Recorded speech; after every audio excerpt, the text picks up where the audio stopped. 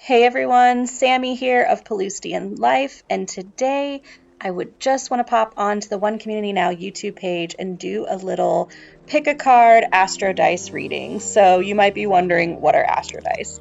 Astrodice are three separate dice that are 12-sided. One has all of the astrology houses on it, one has all the signs, and one has all the planets. So I roll them all together and kind of make a little reading. And in today's pick a card, I want to answer the question for you, what do your guides want you to know in this moment of now? So we are going to pick based off of some quote cards that you can see down below. You can see groups 1, 2, 3, 4, and 5 labeled for you down there. So let's go ahead and zoom in and read those different cards now, and then we'll pop some crystals on them if you like to pick with crystals. So pile number 1, your card says attack, pain, fear, judgment, and any form of separation are merely calls for help. Pile number 2, the universe works fast when I'm having fun. Pile number 3, there is nothing sexier than my authentic truth. Pile number 4, when I'm connected to my joyful presence, I attract support from the universe. And pile number 5, the more energy and intention I bring to my faith, the more fearless and free I am. So again, if you like to pick with crystals, you can go ahead and choose the ones with crystals on them now. You can see piles 1, 2, 3, 4, and 5. Now, you might be thinking there's more than one pile that's calling to me, and that's totally fine.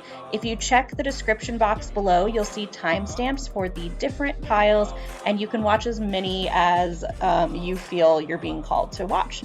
So let's dive in with pile number 1. Okay, group number 1. This is the attack, pain, fear, judgment, and any form of separation are merely calls for help card. And so let's roll your Astrodice and see. You guys have got Aries in the 4th house and South Node. So the South Node is what we are moving away from in our life. So you come in with a South Node set of skills when you come into this life, and the opposite sign is usually your North Node. So if your South Node is in Aries, then your North Node would be in Libra. And this is all happening in the 4th house of roots, ancestry, the subconscious mind, all of those Cancerian traits. So when I put these together, what this is telling me is that in your life of family and home and roots, you're really needing to find balance at this time. It's a really important time for you to focus in on that area of life specifically. That's really what's calling to you. So let's pull one card here. I love this deck because at the end of it, it always gives a couple of questions for you to journal about, answer, think about, whatever works for you. And you've got She Who Flies, Valaris, Dare, Do, and Reach. So it's time to get really bold and brave and learn new, beautiful things when it comes to your home life and your family and your roots, and really getting back to a place of like being in touch with your emotions. Libra is also a card of partnerships. So this can be romantic partnerships, business partnerships, or just ways that you're partnering with others. When you add Valaris to this, it's really interesting. It says, but also listen to the advice of those who may have also dreamed, also flown, and survived the fall. Remember, many great things have come about because of those who dreamed but failed. Your failures propel you forward towards your success. Now launch yourself, dreamer. Spread your wings, big and wonderful, so that the soul can take flight. You're thinking to yourself, what is my loftiest dream? What's the worst thing that could happen if I went after my dream? And what's the best thing that could happen if I went after my dream? So this is all about sitting down, taking some time to really journal out and write out, like, what do I want to see in this area of life? How do I want this to be more balanced? What kind of a partner am I calling in? What kinds of people are in my life? Where have I planted roots? Is it a safe place to plant roots? Do I feel emotionally safe and sound in that area? Really, really taking a look at that. So thanks so much, group number 1. If you've chosen another pile, you can go ahead and use the timestamps below in the description box to move to that pile. But if not, we'll catch you next time.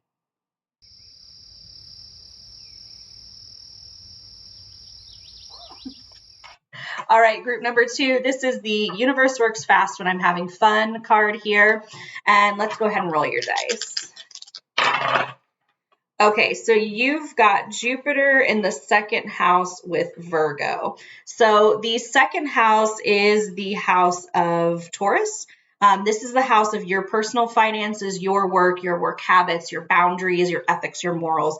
And Jupiter, what it does whenever it's placed anywhere in any piece of the pie of your life is it really expands it out. It brings luck. It brings like bigger, greater knowledge.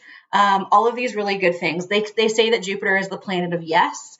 So it's the planet that's like moving you forward. That's like saying yes to whatever dreams you have coming through. Now, Virgos, really interestingly, Virgos put in the work. They take the time, they roll up their sleeves, they get down in the dirt, they serve others, they care about other people around them.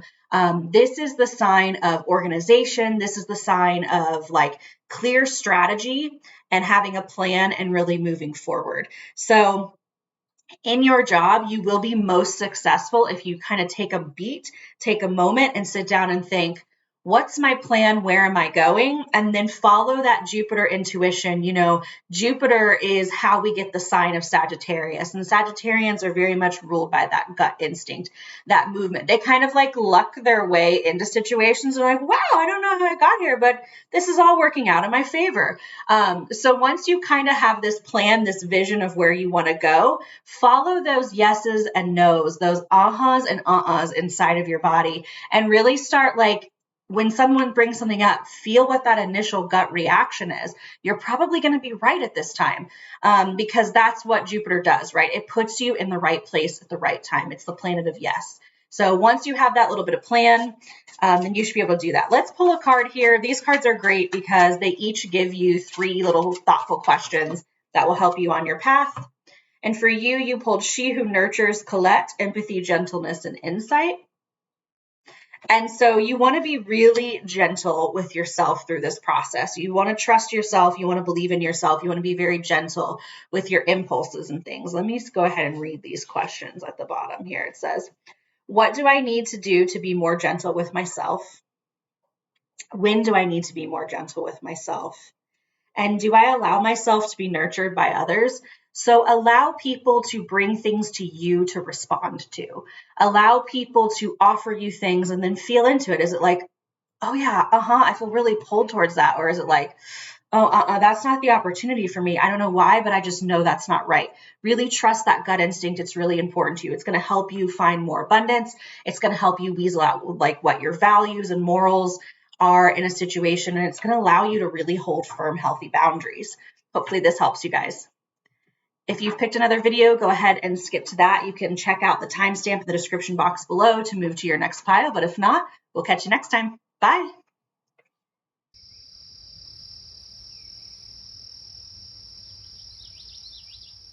Okay, group number 3, this is the There's Nothing Sexier Than My Authentic Truth pile.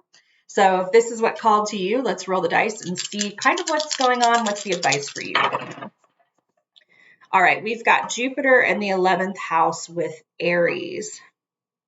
So the 11th house is the Aquarian house. This is the house of future planning, thoughts and wishes, humanitarianism.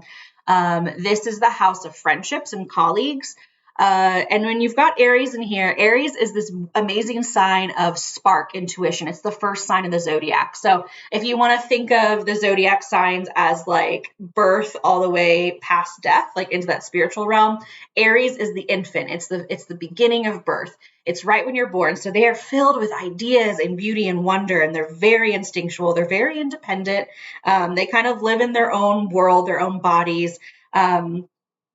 And so Jupiter expands out. Jupiter is also in control of a fire sign, which is Sagittarius. So these kinds of things are playing really nicely together. So Jupiter is the planet of yes. It's the planet of expansion. It's the planet of growth. It's the planet of higher wisdom, philosophy, all of those things coming down. And so you really, truly, what you're building right now, what you're sparking, what you're starting, you have this ability to start something that's going to build onto the future, that's going to help humanity in some kind of a way, because you are channeling all of this divine higher wisdom right now. And so you're really going to be able to come up with something that people can really believe in, that people can really get behind. Whatever you're doing, you're kind of in the perfect space to do it. But you need to make sure that you are carrying in those friends. You're not going to do it alone. You're going to find your team. You're going to find your tribe. You're going to find your people. So let's pull a quick oracle card here. These cards are really great because they have little thought questions at the end of them that I think are a really practical way to move into the advice that I'm giving you here. Let's see, group 3. There we go. Makita, she who sees, observe, perceive, and scrutinize. Yeah. So you're really seeing how it's all coming together. You've got that higher philosophical wisdom. Your instincts are kind of sparking you to do certain things, and you're really being able to perceive and observe things really quickly, which is what's guiding your gut instinct to make these things for the future. So let's read and see what these thought questions are for Makita.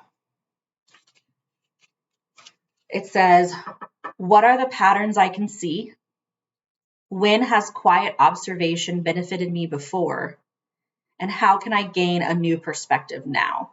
So I would take time at the end of each day and just jot down things that you've seen that you want to know more about, that sparked your curiosity, that didn't feel right, that did feel right, and just start mapping these things out. I feel like you're going to see this little thread moving through everything.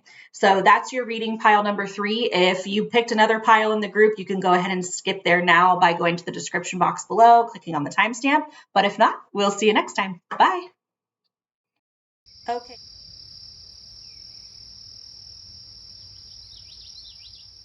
Okay, group number 4. This is the when I'm connected to my joyful presence, I attract support from the universe group with that awesome moon right there.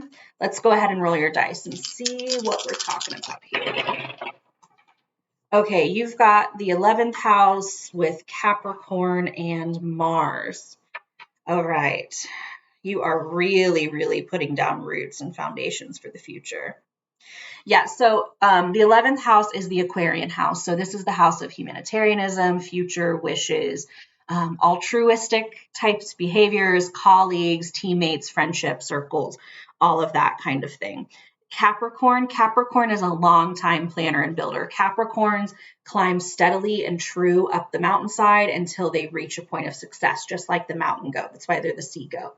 And so what you're doing right now, what you're building is meant to last for lifetimes. It's a legacy that you're building. And Mars, with Mars there, this is the planet of aggression and action and movement and desire and all of those things. So you are so passionate about you, and you have this ability to inspire this passion in other people that really gets them on board and lets them understand, like, what we're building is not for us. What we're building is for a future generation. It's a legacy. It's something bigger than ourselves. And so you're pulling in all of these people, and you're really able to move and mobilize them into doing what they need to do at this time.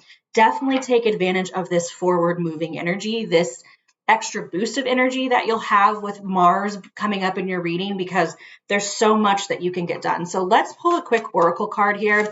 I like to pull these when I do Astrodice readings because the cards have little questions at the end of them, and I always think they're a really fun exercise to do that kind of gives you something practical in order for you to be able to take this advice seriously and just start implementing it in your life right away. Oh, I think there it was. She who guides, Maputla, new path, guide, and renewal. Yeah, and I am hearing a lot of guide chatter in the background too. Like, they're really excited. They're like, oh, she's actually encouraging them to do this thing they've been thinking about. So it's not surprising that we pulled a card that actually has the word guide on it. But yeah, what you're making is renewal. It's a completely new system, and it's meant to last a really long time. So let's see. There we go. The questions at the end of Maputla says, in what ways am I open to guidance? Where am I heading, and how do I change that? And what can I do today to give myself some space and some quiet? So remember that, before anything major can happen, it's always best to sit in that quiet womb space, resting and saving up and learning to go out there and do what you're supposed to be doing. I wouldn't be surprised if you're into human design if you are a projector and you picked this pile because this is very, very guide oriented. You're definitely like moving things forward and helping people switch paths, and especially yourself. Like, I feel like you're in a time of changing up paths and figuring out where you're going and what you're going to do. And you've always had this dream is what they're telling me. It's always been there somewhere, but you're just now realizing like, we've got to get this done. Like, it's got to happen now. And so you've got that spark of movement, but don't forget to take those moments of quietness, of stillness to hear what's in between, because your guidance comes from above. I think you know that, right? You take your guidance in from above, you have that hit, and then you advise those around you. If you are a projector, just be very aware that you're only giving the advice to the people who are recognizing you, who are making you feel seen, making you feel heard. Just checking in to see if there's anything else. They say you've got it from here. So that's all pile number 4. If you chose another pile, go ahead and check in the description box below. That's going to give you the timestamp for the other pile choice that you've made. But if not, we'll catch you next time. Bye.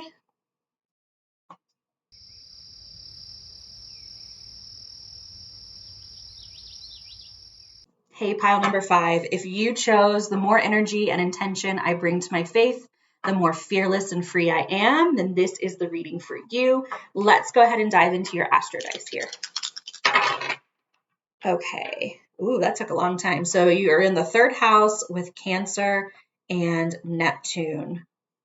The 3rd house is the house of communication. It's the house of like social interests, social activities, like clubs and stuff. It's also the house of the mind, thinking, early education, those kinds of things. Cancer is ruled by the moon. It's very intuitive. It's very emotional, moody. It's very rooted, very home, very domestic, those kinds of things. And then Neptune is the sign that creates the traits that we get from Pisces. So this would be all about the intuition. Again, this is about delusion, escapism, and those kinds of things. So when you speak right now, you will elicit an emotional reaction. You may be feeling a lot more emotionally. Like normally, maybe you're more of like a think through your emotions person, and right now you're just like feeling and giving out all of the emotions, and you're able to emotionally impact people with a little bit more ease. Don't allow yourself to get swept away in this. Don't be the part of Neptune that's like dreamy and airy and making these beautiful, like what people would consider impossible dreams. You know, people call Pisces the Disney adults because they just kind of like live in this happily ever after world, which is really, really beautiful, very innocent, very childlike. Be that side of Neptune, that sort of dreamy and not the like delusional escapism part of it. And that can be really hard to do because with these 2 water signs in your house of like thought and communication, I can tell that every single piece of your body you turn to is really emotional. It's okay to have those emotions. It's okay to be in a space where you're just grieving right now. Like you're just grieving or you're just feeling the high highs or the low lows. Like your body needs to release all of this. Your body needs to think through all of this, and your body needs to be able to communicate this vulnerability with another person. So I would highly encourage you to get out there, take that emotion and put it into something creative, make something with it. I don't know if it's a painting or a journal or a crocheting or whatever you do. You know, for me as a Capricorn, of course, like it's like spreadsheets are my love language, or like video editing is my love language. Like my creativity always stems from something practical, something business oriented. So people will look at what I do and they're like, well, that's not very creative because they're thinking of like art, but it doesn't have to be something like that, but it can be something like that. Go out and make some ceramics, go out and paint some pottery, like get together with a group of friends, put that emotion into it, and just chat with those that you trust and just allow them to hold that space and just receive. Like, just receive the love and the support from them. That's going to be really important for you right now. Let's pull a little oracle card here. I like to pair these with my Astrodice readings because they've got these little thought questions at the end, which are really helpful. So you've got she who is present, Taraz, now, awareness and acceptance. Yeah, you're supposed to be in this moment of now. You're supposed to be thinking through all these emotions, reliving all of this stuff, dreaming. Like, you're just not really, you're supposed to be so hyper aware right now. You're supposed to be taking it all in. It's like you're taking in all of this data, is what I'm hearing. It's for a reason. You're collecting it all for a reason. So Taraz, the questions at the end say, am I doing everything I can to stay in this present moment? So let's not be pushing towards the future or thinking about the past. Like, let's bring ourselves into what am I feeling now? What am I seeing now? How can I focus on myself more effectively? Again, that's sitting in that womb space, that's dreaming, that's grieving, that's just taking this moment of rest. And what happens when I accept things for the way that they are? Yeah. What happens when I accept things the way that they are? So just accepting what it is now, accept that, you've had a hand in making this current reality. That doesn't mean that's where you need to be, right? This might just be a big purge and release for the next transformation of your life. Let it happen. Let it wash over you. There's no shame in it. Enjoy your time. I hope this resonated with you, pile number 5, and I'll catch you next time. Bye.